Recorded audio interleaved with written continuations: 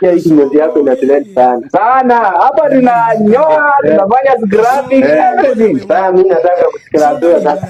Sasa kuscrub sasa ni nia. Sawa, hakuna shida. Kuja ukaa. Nakwambia hii kinyozi yangu inakuanga mzuri.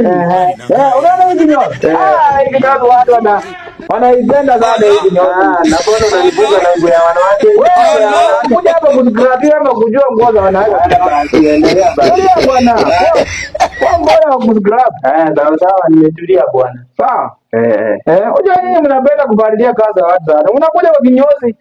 Umesema hatu kuscrub. Na mbona unaninyonga bwana? Unaninyonga. Sasa kunyonga. Okay, sawa. Sasa unataka scrubbing? Mimi ni scrubbing. Umeifanyia scrubbing ama ndio mara ya kwanza?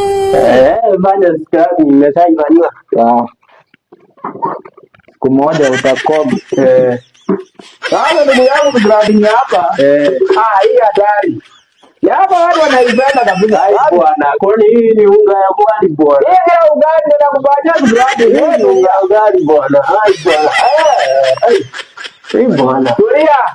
Unataka scrubbing, wewe tulia. Hii ni unga ugali bwana. Ndio utajua siku nyingine scrubbing ndio kusema nini. Hii ni unga ugali. Hapa ndugu yangu utakuwa beautiful, muda ikuona kasura so hii zilipi bwana. Acha unga ugali bwana. Aulipi? Bwana. Kwa nini?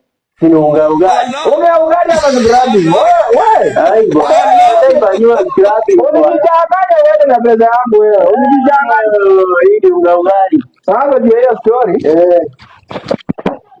Scrubbing imeisha. Bwana. Sasa salamiana huko mbele wa best scrubbing hiyo kinyozi ya hatari. Zilipi. Sawa. Zilipi bwana. Hapana, Zilipi. Hapana, zilipi. Hii imeenda.